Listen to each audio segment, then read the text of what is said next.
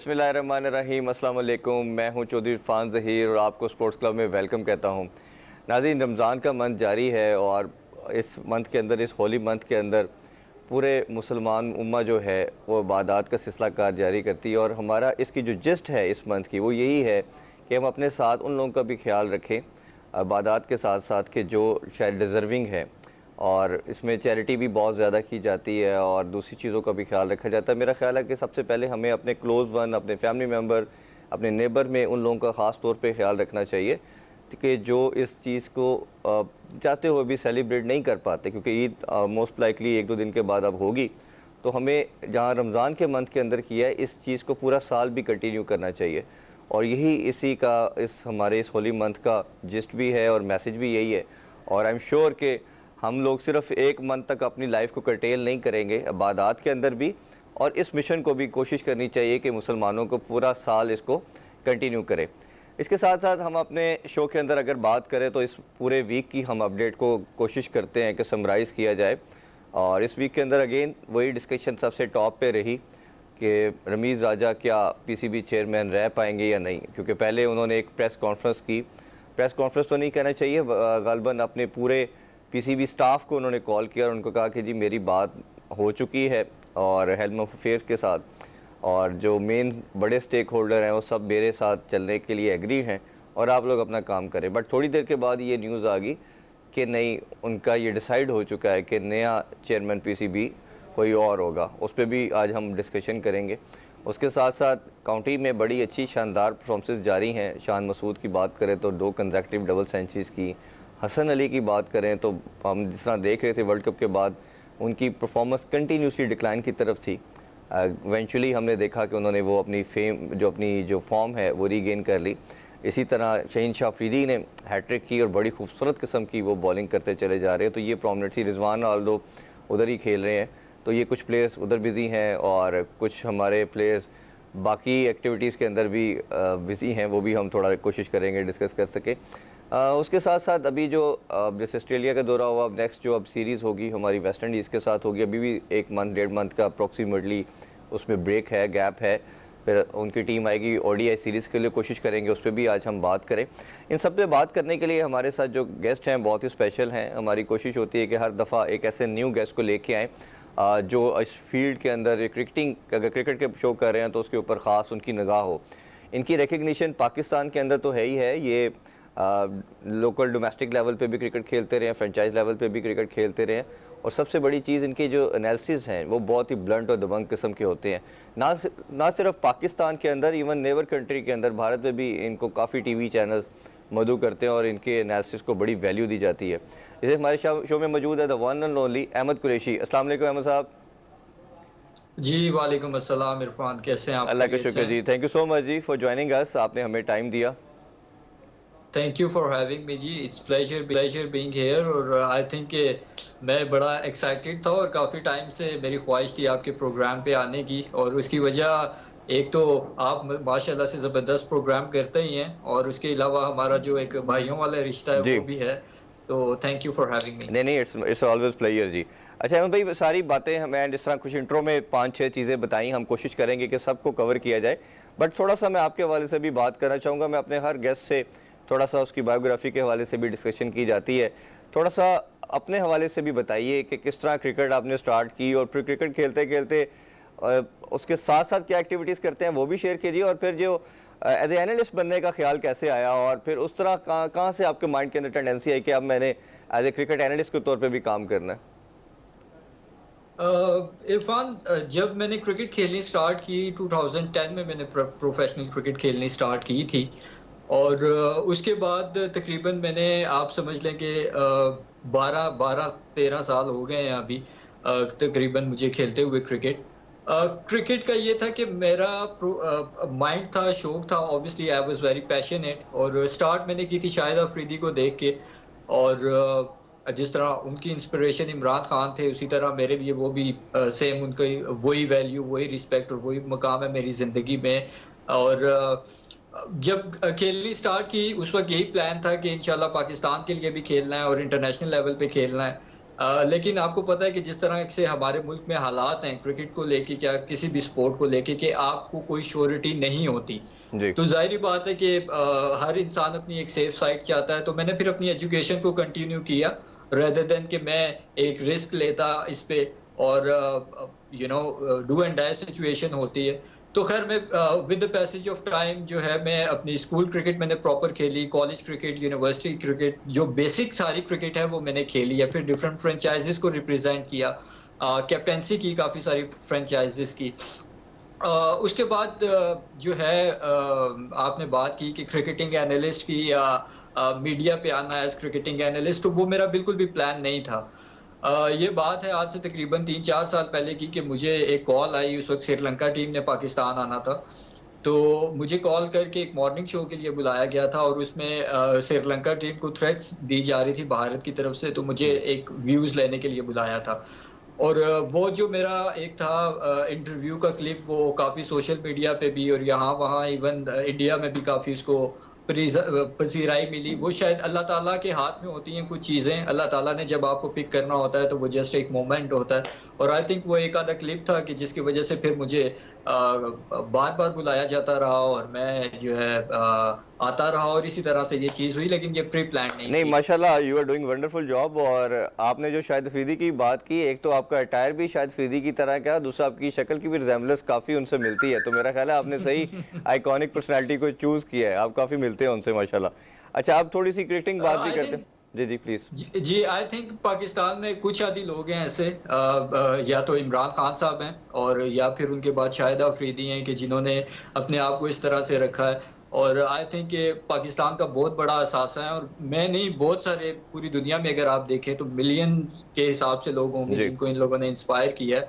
और और मेरा ये है मानना तो कि ये है कि अल्लाह लास्ट करे जो कि हम भी उसी तरह कामयाब हों, और हाँ अल्लाह जी। ताला उतनी इज्जत और शोहरत और कामयाबी दें, आमीन। और अभी मेरा मानना तो ये है कि जो अगर पाकिस्तान ने कोई बड़े सुपरस्टार प्रोड्यूस किए हैं लास्ट 2 डेकेड के अंदर, तो उसमें शाहिद अफरीदी या शुएब अख्तर हैं। क्योंकि उससे पहले हम 90s की या 80s की बात करते हैं तो इमरान खान, वसीम अकरम, वक़ार यूनुस का नाम हमेशा लेते हैं। बट इस लास्ट 2 डेकेड के अंदर हम देखें तो ये सब वन ऑफ द बेस्ट आप कह लें, सुपरस्टार या लेजेंड कह लें, तो बिल्कुल कहना गलत नहीं होगा। अच्छा, थोड़ी सी अब डिस्कशन आगे बढ़ाते हैं, क्रिकेट की तरफ भी आते हैं। सबसे पहला मेरा आपसे क्वेश्चन यही होगा कि अगर हम बात करें तो रमीज़ राजा के हवाले से मैं बात करना चाहूँगा। ओबियसली जब वो जी। अपनी इस रजीम चेंज हुई, दोबारा उनको चूज़ किया गया एज ए पीसीबी चेयरमैन, तो काफ़ी ज़्यादा क्रिटिसाइज़ भी किया गया। बट एक बड़ा हल्का उनकी सपोर्ट में था कि एक चेयरमैन पहली दफ़ा बड़े सालों के बाद गालबन एक क्रिकेटर है, तो वो ज़्यादा चीज़ों को बेहतर समझ सकता है। बट एक ऐसे लोगों का कंसर्न भी था, वो ऐसी अप्रोच रखते थे कि नहीं, ये एडमिनिस्ट्रेशन की जॉब है, क्रिकेटर का होना मैंडेटरी नहीं है। एक तो आप उनका जो रजीम था आलमोस्ट अप्रॉक्सीमेटली 7-8 मंथ का, इनके टेन्योर को कैसे देखते हैं? और जो उनके थोड़ा वाइब्रेंट किस्म के डिसीजन थे, ख़ास तौर पे ड्रॉप इन पिचेस की बात कर लेते हैं, या उन्होंने भी एंडोर्स नहीं किया डिपार्टमेंट क्रिकेट के हवाले से, ये मैं सेपरेट पूछता हूँ आपसे। तो ओवरऑल आप कैसे देखते हैं उनकी सारे टेन्योर को? देखिए, ओवरऑल देखा जाए तो आई थिंक उन्होंने बहुत ज़्यादा, जैसे आपने कहा, बोल्ड स्टेप्स लिए हैं, इसमें कोई शक नहीं है। ख़ास तौर पे स्कूल क्रिकेट की अगर हम बात करें, मुझे अभी भी याद है जिस दिन वो चेयरमैन अपॉइंट हुए थे, मैंने उनको एक बड़ा लंबा चौड़ा स्कूल क्रिकेट के हवाले से मैसेज किया था, जिस पे उन्होंने इंशाल्लाह और आगे तक भी भेजा था। तो आई थिंक स्कूल क्रिकेट को देखें, अगर आप डोमेस्टिक प्लेयर्स को देखें, बहुत सारी चीज़ें ऐसी हैं कि जो उन्होंने बहुत ज़बरदस्त काम किए हैं। और इसमें तो कोई शक नहीं है कि इस तरह का एक चेयरमैन जिसकी हमारे मुल्क के साथ साथ बाकी दीगर मुल्कों की भी जो है वो नज़रें हों, इस तरह का चेयरमैन हमारे जो है वो पहले ही मैंने तो एटलीस्ट अपनी लाइफ में और अपने जो इतने 13-14 साल हो गए मुझे क्रिकेट को खेलते हुए भी और फॉलो करते हुए, मैंने ऐसा बंदा नहीं देखा। यहाँ तो अनफॉर्चुनेटली माजरत के साथ वो चेयरमैन भी आते रहे हैं कि जिन्होंने किसी और गाड़ी में बैठना होता था और बैठ किसी और गाड़ी में जाते थे। तो इस तरह के लोग भी जो है वो हमारे बोर्ड को डील करते रहे हैं। आई थिंक कि बहुत अच्छे, मेरा नहीं ख्याल कि अगर गवर्नमेंट चेंज हो जाए इरफान, तो आपको ये ज़रूरी है कि आप जो है वो बोर्ड का चेयरमैन भी चेंज करें। रमीज़ राजा साहब ज़बरदस्त काम कर रहे हैं और आई थिंक उनको करना चाहिए। बहुत सी ऐसी चीज़ें हैं, अब आप देख लें कि स्कूल क्रिकेट जिस तरह कोई खो के रह गई थी, आई एम श्योर आपने भी जब क्रिकेट या कोई भी स्पोर्ट्स खेली होगी तो स्कूल लेवल से स्टार्ट की जी। होगी। हमारे जितने बड़े बड़े सुपरस्टार्स आप देख लें, आप जब उनसे बात करते हैं, उनके साथ बैठते हैं, तो वो आपको बताते हैं कि उन्होंने भी अपना स्टार्ट स्कूल क्रिकेट से ही किया। लेकिन अनफॉर्चुनेट हमारे यहाँ ये एक एक कल्चर बन चुका था कि जो आता था वो जिसकी लाठी उसकी भैंस, वो आके बस अपनी मनमानियां करता था, अय्याशियां कर ली, टूर्स कर लिए, सब कुछ, और इन चीजों पे कोई ध्यान नहीं देता था। तो अभी तो खैर मैंने आपसे ही सुना है कि भाई वो जा रहे हैं, क्योंकि मुझे कल तक पता चला था, कल परसों तक कि शायद नहीं जा रहे उनकी, क्योंकि गवर्नमेंट के किसी ऑफिशियल हाई ऑफिशियल से बात हुई है। और अब देखना ये है कि आगे कौन आता है। लेकिन मेरी जाती राय ये है कि उनको नहीं जाना चाहिए, जो काम कर रहे हैं उनको करने देना चाहिए अभी, क्योंकि 6-8 महीने हुए हैं, उन्हें आप चेंज कर देंगे, नए बंदे को लाएंगे, फिर कल गवर्नमेंट अगर चेंज हो जाती है, फिर नया बोर्ड आएगा, तो इस तरीके से सिस्टम नहीं चलता है। क्रिकेट ही रह नहीं, गई वो है आपकी मैं और बात उसको से भी आप तबाही की तरफ लेके जा आप रहे हैं। बिल्कुल ठीक कह रहे हैं। होना तो ऑब्वियसली किसी भी क्रिकेट की बात अगर नहीं करते, हम बाकी स्पोर्ट्स की भी करते हैं, तो उसका किसी भी पॉलिटिक्स के साथ तो कोई लिंक होना नहीं चाहिए। बट अनफॉर्चुनेटली कुछ हमने देखा कि कुछ सालों के साथ ये पीसीबी का प्रेसिडेंट हमने देखा कि बन चुका है कि जैसे ही गवर्नमेंट चेंज होती है, फिर साथ ही आपका पैटर्न चीफ जो है वो प्राइम मिनिस्टर बन जाते हैं, और प्राइम मिनिस्टर के पास सोल अथॉरिटी होती है कि वो अपनी मर्जी के बंदे को वो फिर पीसीबी चेयरमैन भी लगा देते हैं। तो ऑब्वियसली हम सब का मानना ये कि ऐसा होना नहीं चाहिए। बट अब जिस तरह ये गर्दिश कर रही है, पहली न्यूज़ जिस तरह मैंने भी कही, आपने भी कहा कि यही था कि वो चेंज नहीं हो रहे, बट अब जो न्यूज़ लेटेस्ट है वो यही बात आ रही है कि शायद ये प्लान कर दिया गया तब, क्योंकि ओबियसली ये न्यू जैसी गवर्नमेंट आती है, न्यू रजीम आती है, तो वो तमाम अपनी मर्जी की चीज़ें करती हैं। तो मेरा नहीं ख्याल कि वो इनको रखेंगे, उन्होंने अपने बंदे लाने हैं। अच्छा, इसी के साथ दो चीज़ें इनके ऊपर जो ज़्यादा कह लें क्रिटिसाइज़ किया गया बहुत ज़्यादा, रमीज़ राजा की पहली प्रेस कॉन्फ्रेंस से लेके लास्ट प्रेस कॉन्फ्रेंस तक बात करें तो सबसे ज़्यादा इन्होंने बात की ड्रॉप इन पिचेस के हवाले से कि हमारी पिचेस का जो स्टैंडर्ड है वो बहुत सब स्टैंडर्ड की पिचेस हैं और रिजल्ट ओरिएंटेड नहीं है, जिसकी सबसे बड़ी प्राइम एग्जांपल हमने ऑस्ट्रेलिया की सीरीज़ भी देखी। खासतौर पे टेस्ट मैचेस की अगर बात करते हैं तो काफ़ी बहुत आईसीसी ने भी इस पर बहुत बात की, उन्होंने भी बहुत क्रिटिसाइज़ किया, लोगों ने भी पूरी दुनिया में क्रिटिसाइज़ किया कि इस तरह की पिचेस आज लोग वो सीरीज़ जीत गए, बट रिजल्ट उसका देखा जाए तो वो बहुत बुरी किस्म की पिचेस थी। तो हमने देखा तो वो तो आपके कंट्रोल में थी, आपने करना क्या था, यूएई की तरह आपने स्पिनिंग ट्रैक बनाने थे और ऑस्ट्रेलिया को गिराना था। आपने खुद ही स्टेटमेंट चेयरमैन होते हुए उन्होंने दी कि हम उनको अपॉर्चुनिटी नहीं दे सकते थे फास्ट ट्रैक बना के, बट हमने स्पिनिंग ट्रैक भी नहीं बनाए। अच्छा, फिर ड्रॉप इन पिचेस की अगर बात करते हैं तो वो इतना ज़्यादा थर्ड पार्टी भी इन्वॉल्व होगी, 38 करोड़ की सारी डील भी होगी, अब वो भी आइडिया कैंसिल कर दिया गया जी, वो पॉसिबल नहीं है पाकिस्तान में। और ये कई क्रिकेटर्स के मैंने इंटरव्यू किए, उन्होंने पहले ही बोला था कि पाकिस्तान जैसे कंट्री के अंदर उसकी ज़रूरत नहीं है, आपको सिंपली सोल मंगानी है और सोयल आपने मंगवा के जिस भी कंट्री की पिचेस बनाना चाह रहे हैं आप डाल दें। तो ये आइडिया पहले ही कई क्रिकेटर्स फ्लॉप कह चुके थे, तो इस आइडिया को पहले कैसे देखते हैं आप? मैंने तो इसको बहुत पहले ही जब मैंने सुना था तो कह दिया था कि ये कोई बहुत बड़ा ब्लंडर होने जा रहा है, क्योंकि अगर आप इरफान अगर ड्रॉप इन पिचेस का मेन मकसद देखें ना, तो ऑस्ट्रेलिया जैसे मुल्क जहां पे एक एक ग्राउंड में मल्टीपल स्पोर्ट्स खेले जाते हैं वहां पे ये यूज होती हैं कि आपने जब आपका क्रिकेटिंग सीजन आता है तो आप उन ड्रॉप इन पिचेस को ला के वो एक पर्टिकुलर फ्रेम में जो है वो बनती हैं और आप उनको ला के इंडल्ज कर देते हैं। बेसिक जो पर्पस है ड्रॉप इन, आप ड्रॉप इन इसी से अंदाजा लगा लें कि ड्रॉप इन पिचेस का क्या पीछे what does it stand for. तो आप मेरा अपना यही ख्याल है कि 38 करोड़ सिर्फ 2 ड्रॉप इन पिचेस पे लगाना, वो भी पाकिस्तान जैसे मुल्क में, 38 करोड़ में तो मेरे ख्याल में आप आधे पाकिस्तान की ग्राउंड्स को बेहतर कर सकते हैं, आधे पाकिस्तान के पिचेस को बेहतर कर सकते हैं।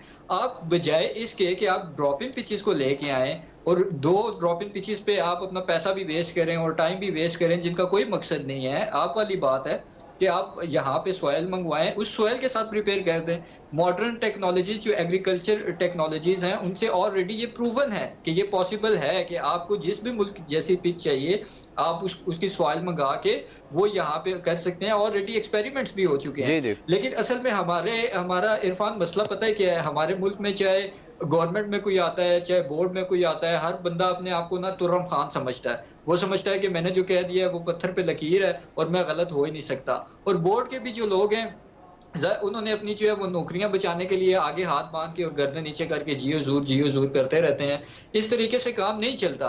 अब एक ये अहमद भाई आपको क्रिएटर की आप उससे भी पूछिए, एक और मेरा भी कहेगा कि यार 38 करोड़ आप दो ड्रॉपिंग पिचेस पे लगा रहे हो, उससे तो आप पूरे पाकिस्तान की पिचेस को ठीक कर सकते हैं। क्या आपको लगता है कि क्यूरेटर जो हैं, हमारे जो क्यूरेटर हैं, उनकी कॉम्पिटेंसी का भी इशू लगता है? क्योंकि आपको याद होगा कि दूसरे टेस्ट मैच के बाद आपने आईसीसी का मंगवा लिया था क्यूरेटर, तो उसने तीसरे मैच की लाहौर की पिच तैयार की। तो आपको लगता है कि हमारे क्या जो क्यूरेटर भी हैं वो भी इतने कम्पिटेंट नहीं है, वो भी नाअहल है कि जो हमें ऐसे जब रिजल्ट ओरिएंटेड नहीं पिचेस बना सके तो आपको मंगवाना पड़ा बाहर से बंदा? देखिए इरफान, क्यूरेटर्स का ज़ाहिर बात है, अगर आप इंटरनेशनल क्रिकेट खेल रहे हैं तो आपको प्रोफेशनल चाहिए। टू बी ऑनेस्ट, मुझे नहीं पता कि हमारे क्यूरेटर्स जो हैं क्या इतने प्रोफेशनल हैं या नहीं हैं। अगर तो नहीं है तो उनकी ट्रेनिंग का इंतज़ाम और उनको ट्रेन किसने करना है? बोर्ड ने करना है। ये बोर्ड की रिस्पॉन्सिबिलिटी है, मैंने या आपने नहीं करना। दूसरी बात ये है कि अगर क्यूरेटर्स नहीं हैं तो क्या आपको नहीं पता था कि इतनी एक बड़ी सीरीज़ होने जा रही है, तो हम इंटरनेशनल क्यूरेटर्स मंगा लें, जब जो कि आपने बाद में भी आई थिंक आईसीसी का जी। इन्होंने जो है वो दुबई से मंगवाया था क्यूरेटर, तो वो आप पहले ही मंगा लेना था आपने। अब भी जो आपने एक बात भी की कि असल में जो है ना, हमें यही डर था कि कहीं हम ऑस्ट्रेलिया से हार ना जाएं। हमने जो है जिस जो है गड्ढे में उनको गिराने की कोशिश की है, हम खुद गिरे हैं।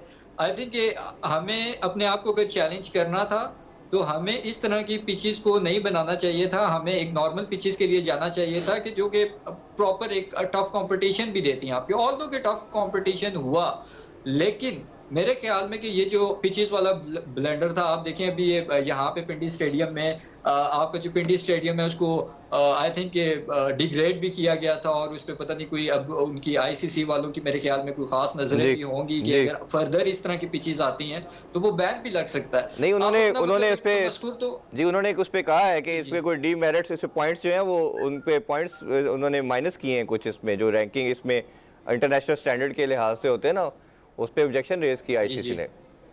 एग्जैक्टली मैं वही कह रहा हूँ ना। दूसरा, उन्होंने ये भी इनको वार्न किया है कि अगर आपने फर्दर इस तरह की पिचेस बनाते रहे तो हम जो है इसको आपके स्टेडियम को ही बैन कर देंगे कि ये इस काबिल ही नहीं है कि इंटरनेशनल मैचेस यहाँ पे ऑर्गेनाइज ट्रू। किए जाएं। मुझे नहीं समझ आती कि जब इस तरह के फैसले होते हैं, क्या इनको नहीं पता होता कि इसका इम्पैक्ट क्या आएगा? क्या क्या ये लोग तो सोचे अहमद भाई, समझे मेरा बगैर पहला जो क्वेश्चन, फैसले मैं कर आपको देते हैं? सॉरी रोक रहा हूँ, इंटरप्ट कर रहा हूँ, वो इसी मेरा तो फिर पहला क्वेश्चन जो आपसे था वो यही था कि हम सबको लगता था कि क्रिकेटर अगर चेयरमैन होगा तो वो ये सारी चीज़ों को समझता है। अगर ये क्रिकेटर चेयरमैन होने के बाद ब्लंडर हो रहे हैं तो फिर इसका रिस्पॉन्सिबल कौन होगा? कौन इस चीज़ का ऑनर्स लेगा? कौन इसको बेयर करेगा इतनी बड़ी चीज़ को? देखें, उसका तो मैंने आपको बताया ना कि जो भी यहाँ पे आता है वो तो अपने आप को तुर्रम खान समझता है कि मैं तो गलत हो ही नहीं सकता। आप अभी भी अगर रमीज राजा को कहेंगे कि ऑल्दो कि ये पॉसिबल नहीं है, ये बता दिया गया है, लेकिन वो फिर भी इस अपने इस पे कायम रहेंगे। देखें, बात ये है कि ठीक है, ये वाला तो ब्लंडर था ही था। मेरा देखें, मेन जो पॉइंट है ना कहने का वो ये है कि एक तो आप टाइम दें। ठीक है, अगर ठीक है कुछ बुरी चीज़ें हुई हैं, कुछ अच्छी चीज़ें भी हुई हैं। जैसे मैंने आपको बताया आपकी डोमेस्टिक प्लेयर्स की सैलरीज़ इंक्रीज़ हुई, आपके जो है स्टेडियम्स की अपग्रेडेशन की बात हुई, आपकी स्कूल क्रिकेट की बहाली जी। हुई। अभी आई थिंक 2-3 टूर्नामेंट्स हुए हैं। इतने शॉर्ट टेन्योर में ये भी जो काम हुए हैं, आई थिंक ये भी बहुत हैं, अच्छे हुए हैं। अब आप देखिए ऐसे जो चेयरमैन्स आते रहे हैं जिनका किसी को पता ही नहीं था, जिनका कोई बस ये अपॉइंटमेंट होती थी तो हम नाम सुनते थे कि ये चेयरमैन है, और जब वो जाता था तो हम सुनते थे कि ये चेयरमैन है। उससे तो मेरे ख्याल में जो है 100 गुना बेहतर ही रहे हैं। कहने का ये मकसद है ना इरफान, कि अगर हमें कंसिस्टेंसी चाहिए तो हमें फिर अपने बोर्ड परफॉर्मेंसेस में अगर कंसिस्टेंसी चाहिए तो बोर्ड में भी लानी पड़ेगी। ये नहीं हो सकता कि आप हर 6 महीने बाद, हर 4 महीने बाद बंदा चेंज कर, ऊपर जो हेड है वो चेंज कर दें, और आप ये चाहेंगे कि रात को सोएंगे और सुबह उठेंगे तो वर्ल्ड क्लास टीम बन जाएगी। जी, अहमद कुरैशी से बड़ी ज़बरदस्त गुफ्तगू जारी है, बट अभी एक छोटा सा कमर्शियल ब्रेक लेते हैं, कहीं मत जाइएगा।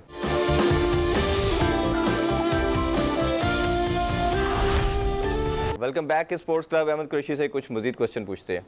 आप जब तक किसी भी बंदे को जिस तरह टीम की बात करते हैं, इसी तरह कोशिश की भी हम बात करते हैं। इस तरह मेरा मानना तो ये है कि जितने स्टेक होल्डर हैं, खासतौर पे सबसे बड़ा स्टेक होल्डर चेयरमैन होता है इसमें, उसको भी अकाउंटेबल करना पड़ेगा। जब तक आप अकाउंटेबिलिटी का सिस्टम नहीं लेके आएंगे, उसको भी कहीं अकाउंटेबल ठहराएंगे नहीं, तो फिर जब वो बुरी परफॉर्मेंस होगी, आराम से रिज़ाइन करके पहले लंबी बड़ी सैलरीज लें, बाद में बहुत आसान है, बाद में रिज़ाइन करके घर चले जाए, मौजे करें, तो वो तो फिर तो मसला ही नहीं है। अच्छा, दो कोर टॉपिक हैं, इनके ऊपर भी मैं आपका ओपिनियन लेना चाहूँगा। अभी आप डोमेस्टिक और ये तमाम लड़कों से ओबियसली आप मिलते भी होंगे। पीसीबी ने जिस तरह आपने कहा कि ओबियसली 192 के लड़कों का एक सेंटर कॉन्ट्रैक्ट दे दिया है डोमेस्टिक लेवल के ऊपर, उनकी सैलरीज भी 30 to 60,000 के इन बिटवीन उन्होंने अपग्रेड भी की है। चले, that is good sign. But दूसरी तरफ अगर देखा जाए तो कोई कम से कम 1000-1200 लड़का ओवरऑल जो है वो जॉबलेस हो गया है। जिसके ऊपर सबसे पहले आवाज़ जो थी मिसबाह हक ने उठाई, हफीज़ ने और अज़हर अली ने उठाई, जाके ex prime minister Imran Khan से बात भी की, बट उन्होंने जिस तरह हमेशा की तरह उनका स्टांस बड़ा क्लियर था इस पर कि मुझे कंपेटिटिव क्रिकेट चाहिए। डिपार्टमेंट क्रिकेट का उन्होंने यही कहा कि ओबियसली ये लड़के इंटरेस्ट लूज़ कर जाते हैं और कंपेटिटिव क्रिकेट नहीं मिलती। काउंटर आर्गूमेंट इसमें बड़ा वैलिड है लड़कों का, मेरा अपना मानना है, मैं उसको इंडोर्स करता हूँ कि आप एक बंदा हमारे पाकिस्तान जैसे प्रोग्रेसिव कंट्री नहीं है, वो पूरी अपने पूरे घर को लेके चल रहा होता है। तो जब एक बंदे की शादी हो चुकी है, बच्चे हैं और उसके पास जॉब सिक्योरिटी नहीं होगी, तो ओबियसली वो ग्राउंड से बाहर जाके पहले अपने सोर्स ऑफ इनकम की तरफ भागेगा। वो ओबियसली या कैब चलाएगा, बर्गर लगाएगा, क्योंकि एजुकेशन वाइज एकेडमिक कैरियर तो उनका होता नहीं है पाकिस्तान में। हमारे जैसे कंट्री के अंदर अगर आपको स्पोर्ट्स खेलते हो तो फिर एजुकेशन से आप दूर चले जाते हो, तो जॉब उनके पास कोई होती नहीं है। अब दोबारा से ये न्यूज़ आना शुरू होगी है कि इस नई गवर्नमेंट के साथ नए रिजीम का ये प्लान है कि उसको दोबारा बहाल किया जाए। जैसे 2 दिन पहले मिसबाह हक ने भी प्रेस कॉन्फ्रेंस कर दी और उन्होंने फिर ये क्वेश्चन उठा दिया है, क्योंकि ऑब्वियसली वो कैप्टन भी रहे हैं, कोच भी रहे हैं और उनका काफ़ी बात सुनी भी जाती है और बाकी भी क्रिकेटर्स ने उनकी बात को एंडोर्स करना शुरू कर दिया कि इवन हफीज़ ने कह दिया है, शायद अफरीदी ने कह दिया है दोबारा से कि डिपार्टमेंट क्रिकेट वापस आनी चाहिए, इससे पाकिस्तान को कोई फ़ायदा होने नहीं लगा। मेरा अपना मानना यही है कि दोनों को पहले लेकर चलना है। सिस्टम वो भी बुरा नहीं है, बट उसको स्टैब्लिश होने के लिए आपको 2 टियर बनाने चाहिए, टॉप टियर और सेकंड टियर। डिपार्टमेंट नीचे से उसको उठा के रखे, जो उसमें से बेस्ट परफॉर्मर हो आप उनको ऊपर लेके उस टियर में डालें। आपका लड़कों से मिलना होता है, अगेन मेरा क्वेश्चन यही होगा आपसे, एक तो ये आप सिस्टम को कैसे देखते हो, और जो लड़कों से बात करते हैं ये कितना प्रॉब्लमेटिक है। एक लड़का जब अपने घर को नहीं चला पाता तो वो गेम कैसे खेलेगा? इरफान, मैं आपको एक छोटा सा इंसिडेंट शेयर करूं इस हवाले से कि मैं 2019 में प्राइम मिनिस्टर हाउस गया था प्राइम मिनिस्टर के एक स्पेशल असिस्टेंट को मिलने। उनसे जब मेरी बात हुई तो मुझे याद है मैंने इंस्टाग्राम पे अपने पोस्ट किया था कि I am on my way to prime minister house. आप बिलीव करें कि उसी दौरान मुझे 25 से 30 लोगों का आया कि खुदा के लिए फर्स्ट क्लास क्रिकेट पे बात करें।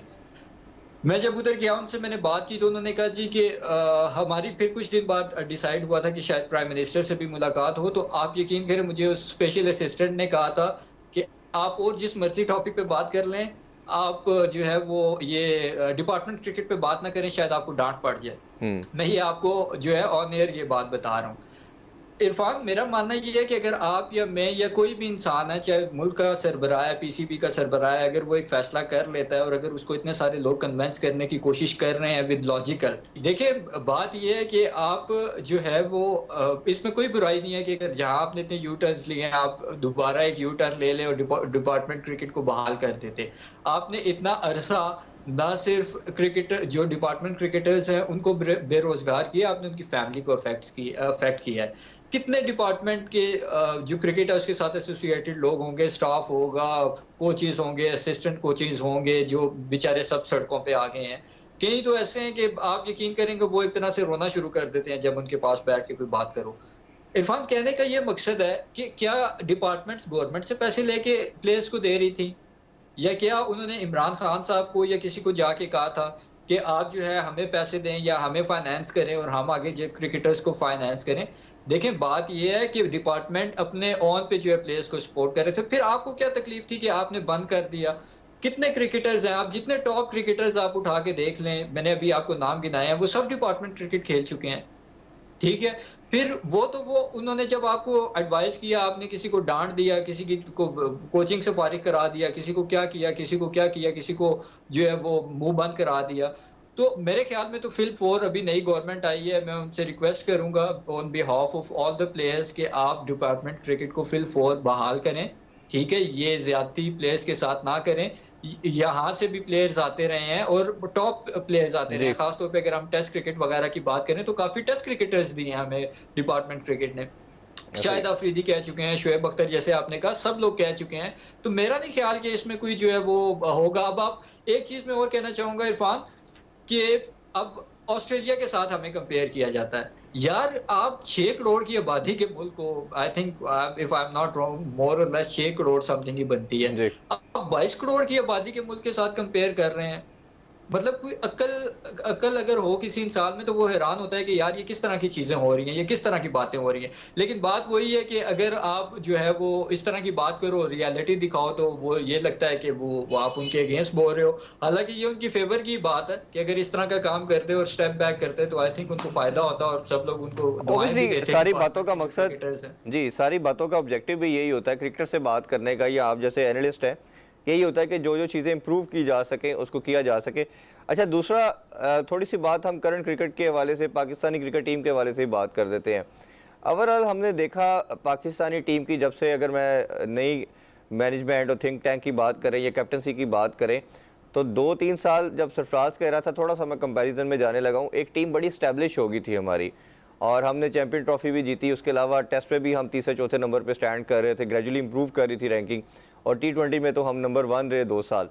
फिर जैसे ही ऑब्वियसली जैसे नई रजीम आती है, गवर्नमेंट आती है, तो ऑब्वियसली सारा कुछ ही चेंज हो जाता है, चेयरमैन से लेके कैप्टन कोच सब कुछ चेंज हो जाता है। और फिर नई बाबर को सौंपी गई कैप्टनसी। बाबर, मेरा मानना ये है कि रनिंग कैप्टन है, ग्रेजुअली सीख रहा है, उसमें इंप्रूवमेंट आएगी।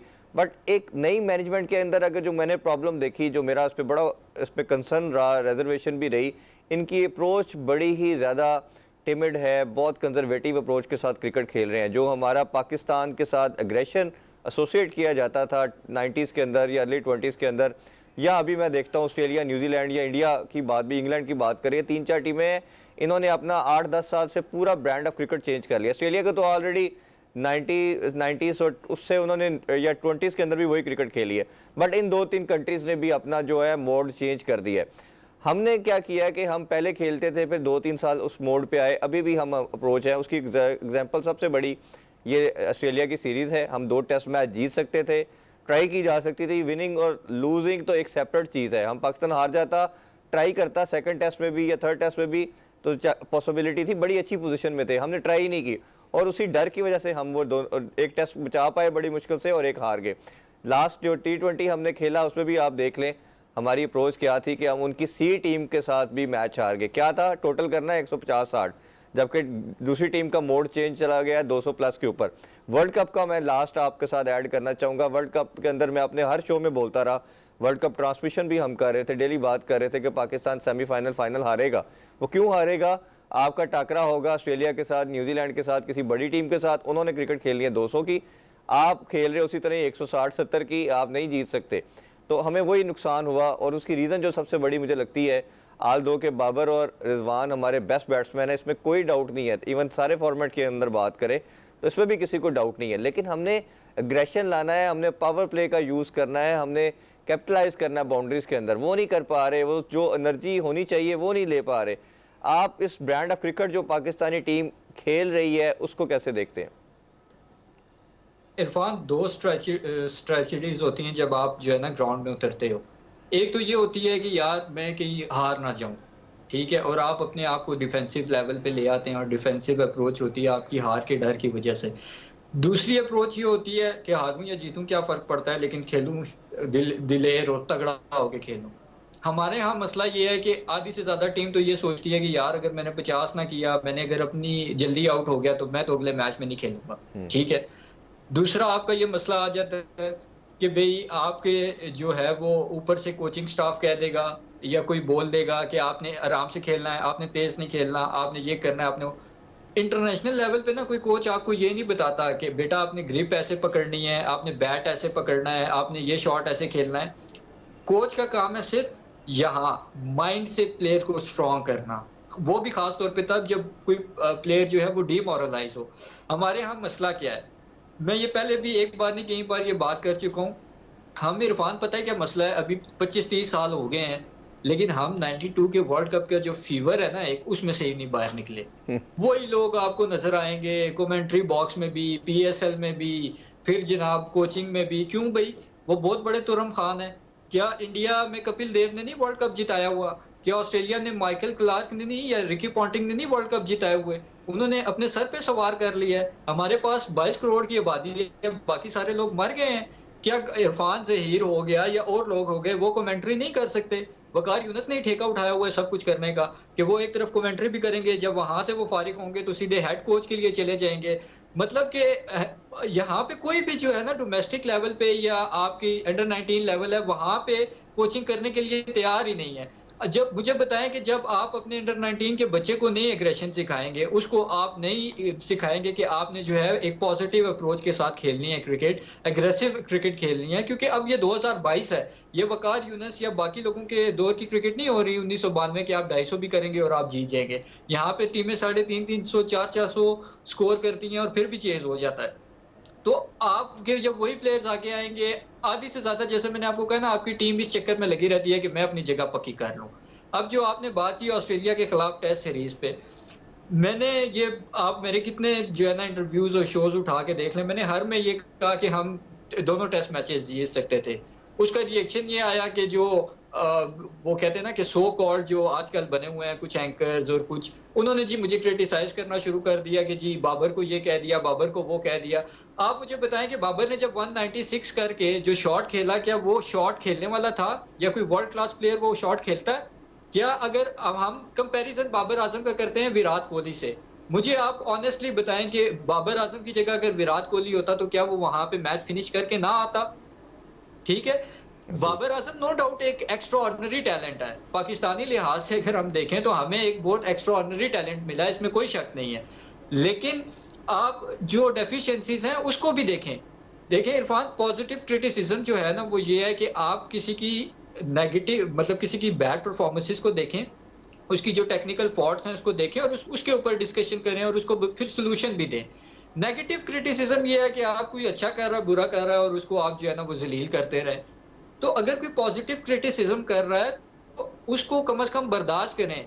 ये आप पूरी दुनिया ने मतलब देखा, और मेरी मतलब इंडिया में बात हुई और लोगों से, ऑस्ट्रेलिया में कुछ जर्नलिस्ट से बात हुई, उन्होंने कहा कि वी वर जस्ट शॉक्ड कि पाकिस्तान दोनों टेस्ट मैचेस कैसे हार गया, बिल्कुल मतलब एक विनिंग पोजीशन से। हुँ।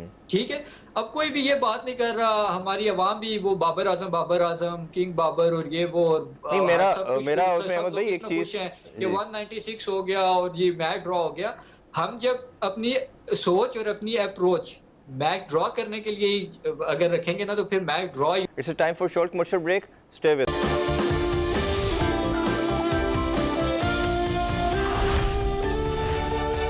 Once again welcome back in sports club. Ahmed Qureshi से जहाँ से गुफ्तगू ख़त्म की थी वहीं से दोबारा स्टार्ट करते हैं। अगर बाबर इस टाइम दुनिया का नंबर 1 बैट्समैन है, इस पर किसी को कोई डाउट नहीं है, ना हमें है ना दुनिया को है। लेकिन उसमें एक चीज़ जो बिल्कुल, बाबर लैक करता है वो ये है कि बाबर मैच फिनिश नहीं कर पा रहा। ठीक है, बाबर की अगर बिल्कुल, 95 या 99% इनिंग्स आप उठा के देखेंगे, मैं इसको रिलेट करता हूँ तेंदुलकर के साथ। तेंदुलकर भी अपने एरा का दुनिया का नंबर 1 बैट्समैन था, लेकिन वो मैच फिनिश नहीं करता था। कंपैरेटिवली अगर हम उस एरा के अंदर देखें तो स्टीव वा थे, माइकल बेवन थे, साथ इंजमामुल हक थे और ब्रायन लारा थे। ये 4-5 ऐसे नाम थे। ये तेंदुलकर से ऊपर रेट किया जाता था इनको, क्योंकि ये जब खड़े हो जाते थे तो अपनी टीम को हमेशा मैच जितवा के आते थे। लेजेंड मेरा मानना ये है, लार्जर देन लाइफ प्लेयर वो बनता है जो अपनी ज़ात से निकल के टीम के लिए खेलता है। बाबर भी अपने बिल्कुल, ऑन पे हो सकता है कि वो 100% आप पाकिस्तान को रिप्रेजेंट कर रहे हैं, आप कैप्टन है। अब उनके ऊपर आती है responsibility double. As a player तो उनके ऊपर बिल्कुल, परफॉर्मेंस का जो प्रेशर कह लें या रिस्पॉन्सिबिलिटी थी, अब उनके ऊपर एज ए कैप्टन ये आ रही है कि मैंने हर हाल में टीम को मैच जितवा के जाना है। अगर बाबर अपना 40-50-100 करके टीम हार जाएगी तो मेरा मानने में भी सेम आपकी बात से एग्री करूंगा, तो स्कोर का कोई फायदा नहीं है। तो बाबर को एक और चीज़ बड़ी, मैं इस पर मेरा तो मानना बड़ा स्ट्रांगली इस पर बिलीव है, आईसीसी का जो रेटिंग क्राइटेरिया है, मैंने इसको बहुत पढ़ा भी है और इस पर बहुत रिसर्च भी की है, वो प्योर आपकी एवरेज के ऊपर है कि अगर आपने लेट्स सपोज 50 किया है तो 50 की एवरेज के ऊपर आपकी रेटिंग बढ़ती जाएगी, आपने 100 किया तो 100 की अकॉर्डिंगली बढ़ती जाएगी, आप आउट नहीं हो रहे बिल्कुल, और बढ़ती जाएगी। आईसीसी को मेरा मानना यह है कि आपको मैच विनिंग परफॉर्मेंस के बाद रेटिंग पॉइंट देने चाहिए, और मेरा ख्याल है और प्लेयर बिल्कुल, भी बड़ा वही होता है जो हर जो बंदा क्रिकेट समझता है उसको समझ आएगी कि मैच जितवाने वाले की चाहे 20 रन क्यों नहीं है, एंड में आके उसने 20 कर दिए, बिल्कुल, 10 आउट कर दिए, 2 आउट कर दिए, वो उस 5 से बेहतर है जो सर्कमस्टांसिस के अकॉर्डिंगली किए। तो मेरा और ये आपका, ये हम सब का क्रिटिसिज्म कोई, मेरा नहीं ख्याल कि नेगेटिव है, ये पॉजिटिव सेंस के अंदर है। इन चीज़ों को ओवरकम करेंगे तो आप बड़ा इरफान, मेरा एक छोटा सा आपसे क्वेश्चन है। मुझे आप सिर्फ ये बात बताएं कि जो लास्ट आपको आपकी नज़र में जो सुपरस्टार या मेगा सुपरस्टार है वो कौन था? वही ना, इस एरा में तो हमें मिला ही नहीं है, मेरा ख्याल है कि क्यों नहीं 10 मिले? साल में। मैं हाँ। आपको एक रीज़न बताऊं। उसकी वजह ये है कि शुएब अख्तर, शाहिद अफरीदी, ये जो बड़े-बड़े नाम थे, ये अपनी ज़ात के लिए नहीं खेलते थे। शाहिद अफरीदी को कितने लोगों ने कहा कि यार तुम आराम से खेलो, तुम टुक-टुक कर लो, तुम ये कर लो। अब शाहिद अफरीदी अगर पहली बॉल पे 0 पे आउट होता है, वो उससे बेहतर है कि शाहिद अफरीदी 20 बॉलें टी20 में खेल के 11 स्कोर करे या 10 स्कोर करे। और ठीक है? मैं वही वही कह रहा हूँ ना लोगों जी। की इनकी इसी तरह की जो दिलेराना परफॉर्मेंसेस थी, इसी तरह आपके सुपरस्टार्स या मेगा सुपरस्टार्स बनते हैं। मेरे हफीज भाई आपकी का ना मैच इंटरव्यू विनिंग किया परफॉर्मेंसेस से अहमद भाई, बनते मैंने हैं। मैं वही कह ये रहा नहीं हूँ। होता कि आप अभी हफीज मुझे भाई का याद है, आपको याद होगा कि आपने जब शुएब अख्तर के साथ प्रोग्राम किए थे, उन प्रोग्राम्स में भी मुझे याद है कि आप लोगों की यही डिस्कशन हो रही थी और शुएब भाई ने कहा था कि बाबर उनकी एक एक आधी कोई साउथ अफ्रीका का टूर था आई गेस, या पता नहीं जिम्बाब्वे का था, तो उसमें बहुत स्लो इनिंग्स खेली थी। जिम्बाब्वे का था। तो जी। उसमें भी आप लोगों की यही डिस्कशन हो रही थी और आप देख लें कि आज कितने महीने गुजर गए हैं उस बात को और अभी भी हम वही डिस्कशन कर रहे हैं। तो वो डिस्कशन हम क्यों कर रहे हैं? क्योंकि इम्प्रूवमेंट उस तरह से नजर नहीं आई। मैं इसीलिए अब आपको आगे ऐड कर रहा हूँ ना जी, उसमें जी, यही जी। ऐड करना चाह रहा हूँ कि मैंने हफीज़ भाई का भी इंटरव्यू किया, तो हफीज़ ने भी यही कहा कि लास्ट पाकिस्तान में सबसे हाईएस्ट किसी के मैन ऑफ द मैच है वो मोहम्मद हफीज़ के हैं। यानी कि एक बंदा बिल्कुल, 18 साल खेल के गया तो उसके बाद कोई 18-20 सालों में ऐसा प्लेयर नहीं आया जो मैन ऑफ द मैच बनते हो, क्योंकि मैच तब मिलेगा आपको जब आप टीम को जितवाएंगे। अहमद भाई बहुत शुक्रिया बिल्कुल। आपके टाइम का, बड़ी फ्रूटफुल गुफ्तगू रही। अभी जिस तरह डिस्कशन हम कर रहे हैं तो शायद हम एक आधा शो और भी कर लेते, बट इंशाल्लाह फ्यूचर में आपको मैं ज़रूर इंशाल्लाह। ज़हमत दूंगा। थैंक्स अगेन आपके टाइम का। इंशाल्लाह कोशिश करेंगे कि आपको ज़हमत दे। नाज़रीन, आपने बड़ी खूबसूरत गुफ्तगू सुनी है अहमद कुरैशी साहब की। इंशाल्लाह आपसे मुलाकात होगी नेक्स्ट वीक। अपना बहुत सा ख्याल रखें और ईद आ रही है, अपना और अपनी फैमिली के साथ इंजॉय कीजिएगा। अल्लाह हाफिज़। पाकिस्तान जिंदाबाद।